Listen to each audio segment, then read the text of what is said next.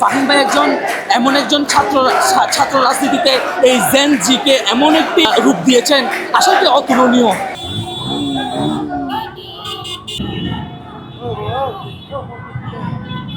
দীর্ঘদিন ধরেই আমাদের কক্সবাজার জেলা ছাত্রদল সম্পূর্ণ যতগুলো ইউনিট ছিল সব ইউনিট অভিভাবকহীনভাবে ছিল। কিন্তু গতদিন আমাদের যে জেলা ছাত্রদলের যে কমিটি ঘোষণা করা হয়েছে, আমরা অভিভাবক পেয়েছি জেলা ছাত্রদলের মাধ্যমে।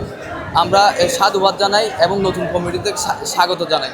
আপনারা দেখেছেন কক্সবাজার জেলায় অনেক ছাত্রনেতা ছিল, কিন্তু সেন্ট্রাল ছাত্রদল বিবেচনা করে ত্যাগ তিতিক্ষা স্বীকার করে যারা দীর্ঘদিন আন্দোলন সংগ্রামে ছিল, পিস জ্বালার রাজপথে আন্দোলন করেছে, সেখান থেকে বাছাই করে ক্লিন ইমেজের যারা ছেলে ছিল, যারা নেতৃবৃন্দ ছিল, তাদেরকেই মূল্যায়ন করেছে।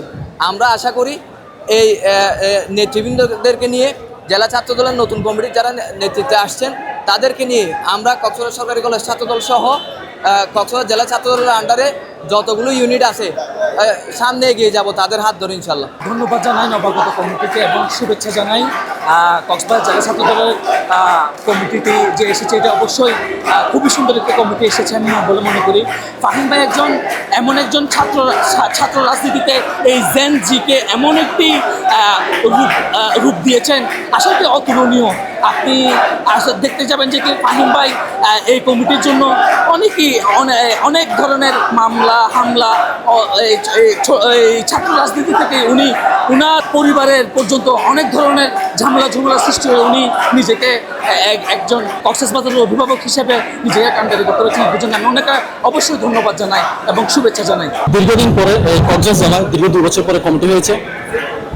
আমাদের বিএনপি চেয়ারম্যান বর্তমান মাননীয় প্রধানমন্ত্রী জনাব তারেক রহমান উনি কথা দিয়েছেন যে ছাত্রদলের প্রতিটা ত্যাগী এবং জুলাই আন্দোলনে যারা সর্বোচ্চ ভূমিকা রেখেছে তারা পদোন্নত হবে এবং তাদেরকেও কি মর্যাদিত করা হবে।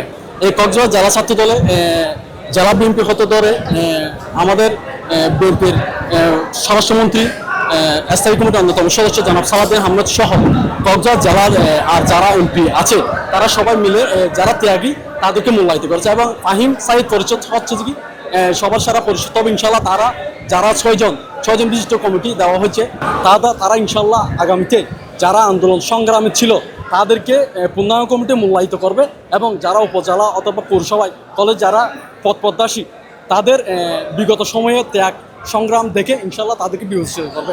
এবং আজকে আমাদের কক্সবাজার জেলার রত্না, আমাদের শ্রদ্ধেয় জননী বলা যায়, উনি বিগত সময়ে ফেসিবাদ আন্দোলনে বিএনপির যে সমস্ত নেতাকর্মী ছিল, মামলা হামলা নির্যাতিত হয়েছিল, তাদেরকে সর্বোচ্চ আইনি সেবা দিয়ে আসছেন। উনি প্রথমবার এমপি হয়ে এই কক্সবাজার জেলায় অবতরণ করতেছে এবং আমরা কক্সবাজার জেলাবাসী এবং কক্সবাজার ইন্টারন্যাশনাল ইউনিভার্সিটি ছাত্রদলের পক্ষ থেকে ওনাকে গ্রহণ করার জন্য আমরা সবাই এসেছি।